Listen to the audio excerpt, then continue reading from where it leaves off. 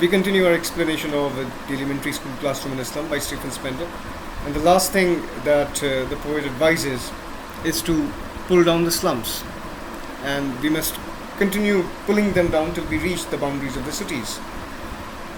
But if we pull down pull down the slums, where do these people, slum dwellers, go?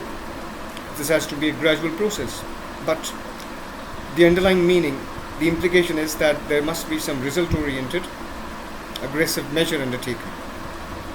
So break open till they break the tongue, and show the children and pull these children out and bring them to the world where there are green fields, and make their world run azure on gold sands, and show them the world where blue waves crash on golden beaches, run azure is blue color, and their world run azure on gold sands. That is, show them the world where blue waves crash on the golden beaches, and let their tongues run naked into books the white and the green leaves open. This is suggestive of the aggressive result-oriented program that the poet wishes the world undertakes.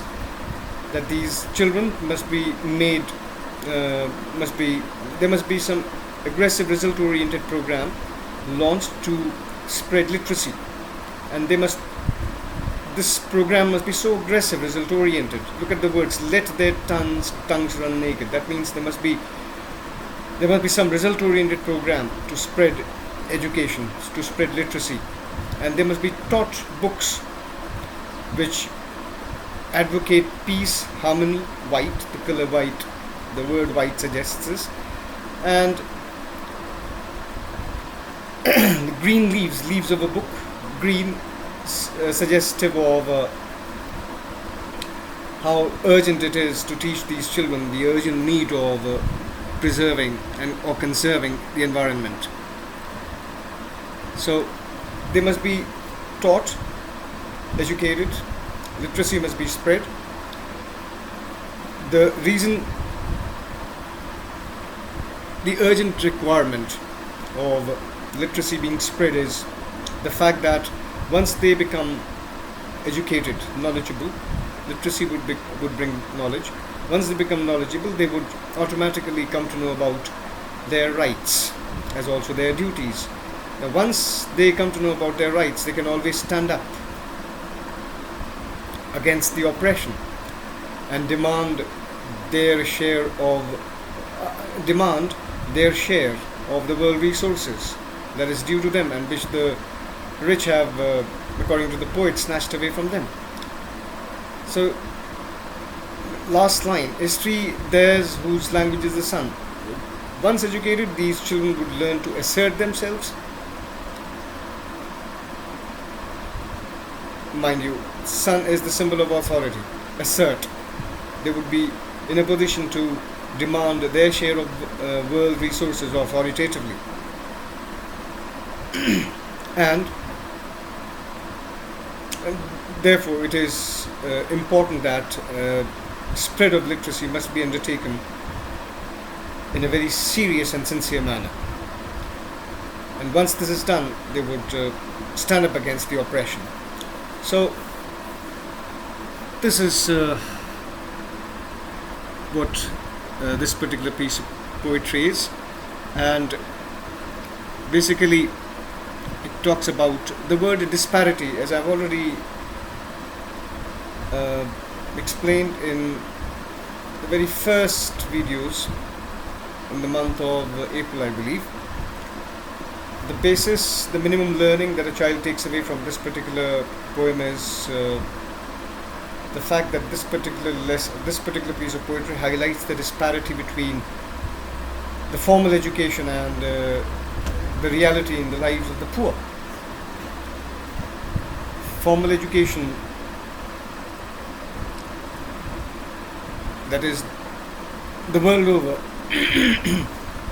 purports or claims that a child should be able to, that a child at a certain age should be able to recount the meaning of these many words, should be able to locate himself geographically, should be able to do arithmetic, etc. However, the ground reality is totally different. And he does this by taking us to an elementary school classroom which is situated in a slum on the outskirts of an industrial township very near Tyrolese Valley in Austria. And in the first stanza, he gives a sample of children, undernourished and malnourished, and thereafter, having surveyed the children, he surveys the classroom, which, according to him, is unnecessarily been decorated with the chart papers that adorn the wall. The chart papers that adorn the wall are meaningless to these children. And he goes on to describe 4 of these chart papers, and he is particularly critical of Shakespeare's photograph that has been hung on the wall, and also tells that map is a very bad example. This is oft asked. Map is a very bad example. Very, very important. Why is map a bad example? And thereafter,